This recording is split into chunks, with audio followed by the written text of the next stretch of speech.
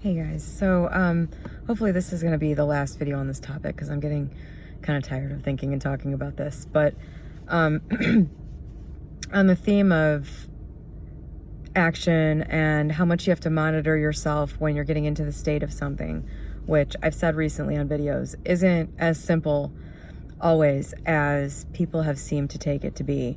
You know, you imagine being the thing you want to be in order to take on the feeling of being that thing. But then remaining in that state and actually being that person is a different story. You have to repeat that imagination stuff over and over and over again as you monitor yourself for whether or not you are actually in the state of being that person. And you can tell whether you're in that state by what you're thinking, how you're reacting to things, what you're doing. A lot of the time, you can compare what the old version of you and what you imagine the new version of you to be. You can compare what those two versions of yourself would do in any given situation throughout your day to know if you're in the state or not. If you're not in the state, you're not creating the end result. And that is just how the law works.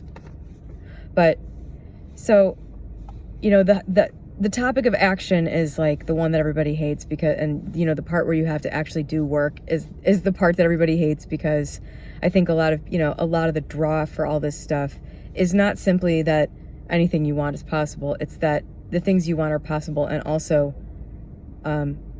so easy that, anyone who doesn't know about this is a dumbass, and like you have a superpower just because you read a book about it.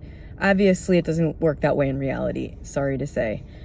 For some things that you're already in the right state to receive, if you were believing that you couldn't have that, you can imagine having that, and I think, will be amazed at how quickly things that you thought were out of your reach, you find actually aren't out of your reach. But inherent in the way you think about things that you want is your attitude and your beliefs about those things. And the things that seem really hard to get often have beliefs attached to them that are creating that illusion that they're difficult to have, that it's,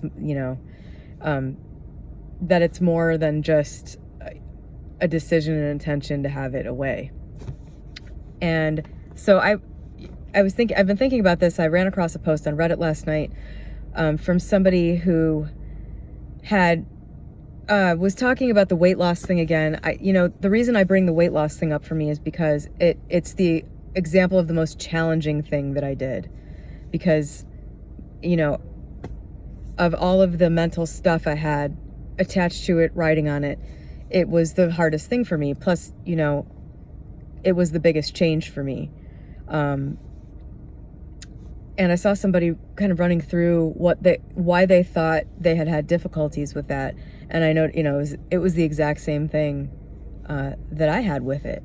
One of the big reason that they said, I think I had things attached to this goal was the same thing for me. And that was thinking that it was going to impact my interpersonal relationships in a way that it couldn't. Basically, for me, I had so much writing on being at my ideal weight. I really thought it was going to change my life in so many major ways that it didn't. It's very similar, I think, to the way people think that money will change their lives.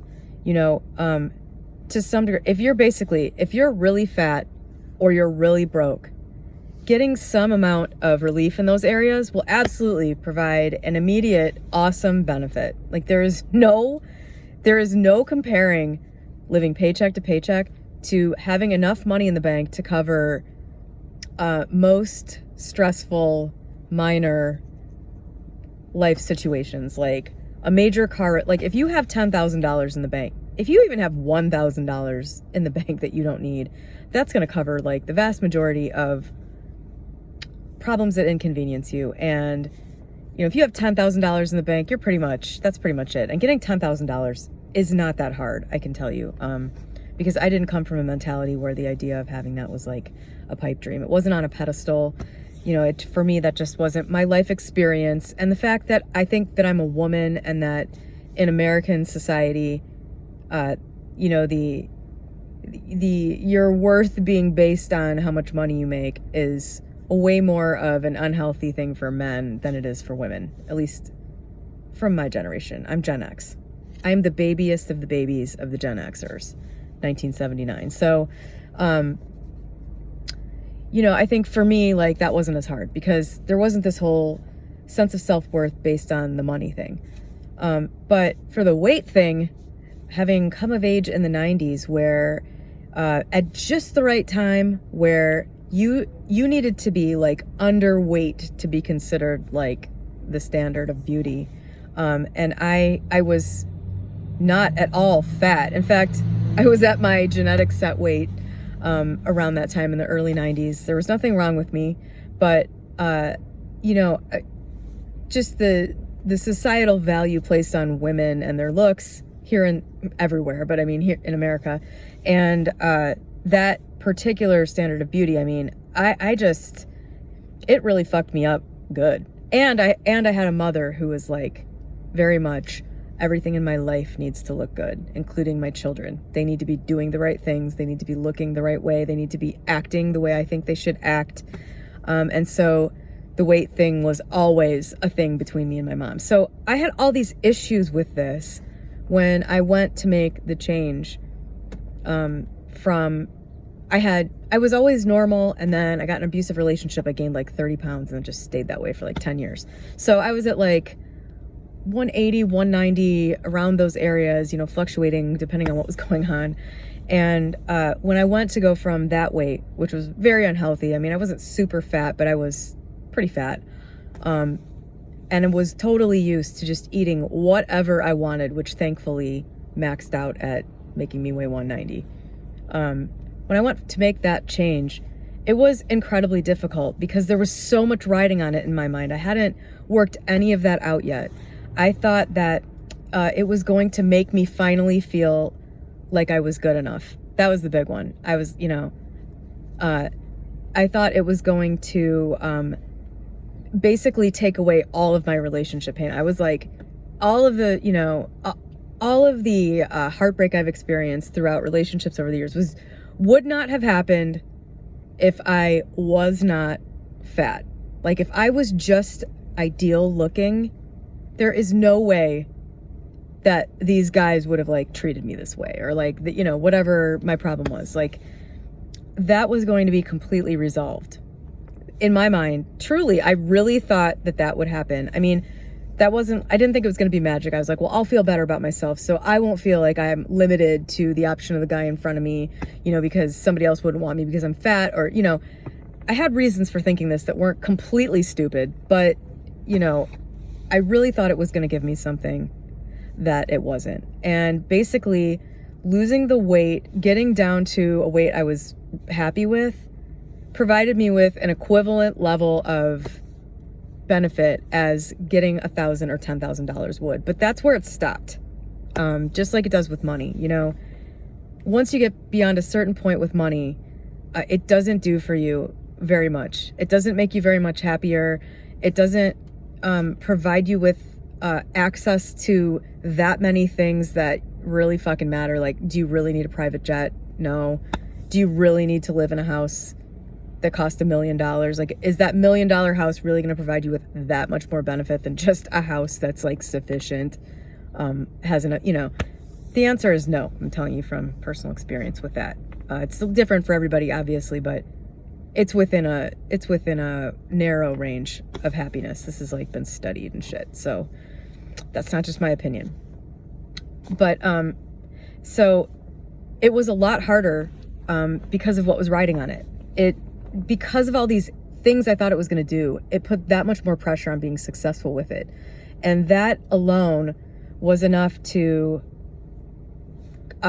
cause the whole experience to be worse. So, you know, when you're adopting the state of this thing, which I did, not because I read Neville, but because, you know, I had this this mentality for 20 years from reading other stuff. I did this automatically. I identified with the person I wanted to be and basically said, that's me. I know that's me. without, I didn't do a lot of imagining, and that's what I think the word imagining really screws people up.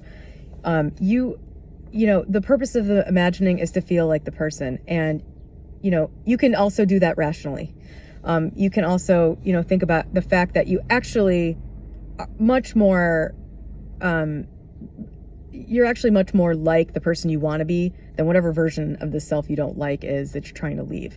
And that's what I did. I just kind of realized I don't belong in this situation. This isn't me. I'm actually the version I want to be. Like, that's me. That's like the spirit of me belongs in that person, not this person. Like, this person's everything is dragging, it's like killing, you know, it's sucking the life out of this spirit. It's just like, this isn't right. That is actually who I am. And that's why I want to be that. That was kind of like a realization that I had. But so then the process of becoming that person in outer reality involved continuously being that person in my mind, including reacting to all the things during my day, every day, which before I would have had a totally different reaction to, you know, a totally different, made totally different choices about that kind of thing. Especially, you know, since we're talking about weight loss, it was especially in regards to behavior around food and exercise, although I always like to exercise, but mainly about food.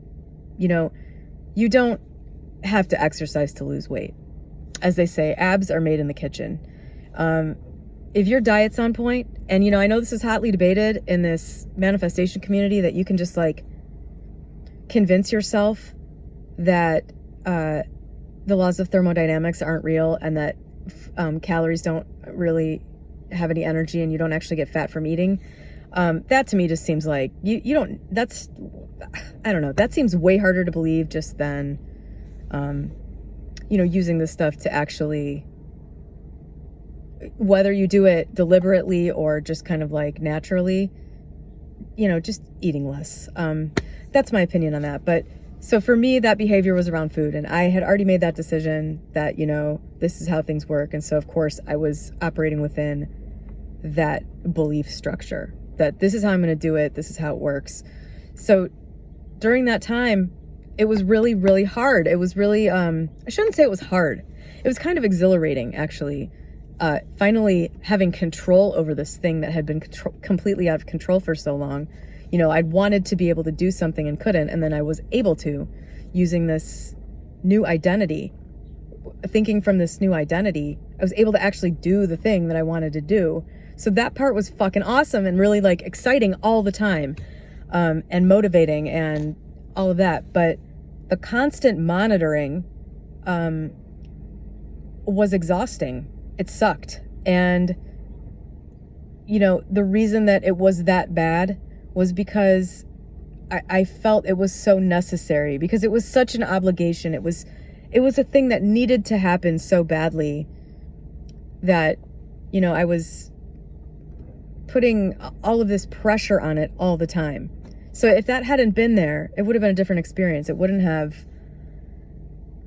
taken so much mental effort to constantly bring myself into the state, to constantly act from that state. It would have been more natural.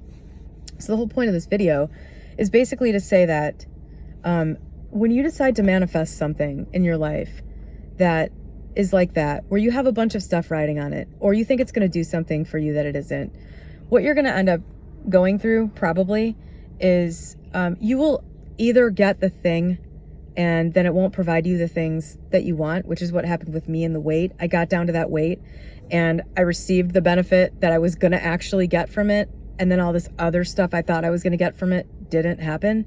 So then I was forced to reevaluate and, you know, redirect myself and say, okay, well, I still don't feel good enough. I'm still like worried about weight. I want to be free from the weight thing. You know, like, okay, now I have these new aims, I have these new objectives, and they're obviously not going to come about from losing more weight.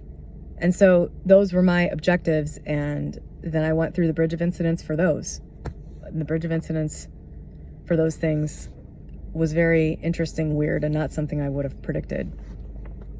But so it's like, it's the same thing for the money or anything else you're doing. You know, alternatively, you may be led through a bridge of incidents that forces you to deal with the issues that you would have to deal with in order to get the thing. Because, you know, if you are not trying to convince yourself that calories don't count, I can tell you that weight loss is a math equation. So just staying in the state of the person that had control over that, and that, you know, staying in the state of that person, that thin person in my mind, led to me getting the thing. But there are other things where you will not, it's not that simple. You won't just be able to get the thing if you're not the person. Like, this was an easy 3D manipulation of the physical for me. If you want something that requires you to be different and that you can't manhandle the 3D into giving you, like I did, then you're not going to get it without changing first. And so if you stick to it, and you stick to that mentality, and you stay constantly coming back to the state, constantly monitoring yourself to see if you're in it, you will have a different experience than I did. You will be forced to become the person. I don't know how. The universe works in mysterious ways. As I say, God works in mysterious ways. You will be led to the point where you are the person who can have that before you get it, in some cases. So to say that this is just a straight A to B thing for everything, all you do is imagine, you know, which I think most people, when they hear the word imagine, they think daydream. I was just talking to a friend of mine about this, a friend of mine that's my age, that's also into this.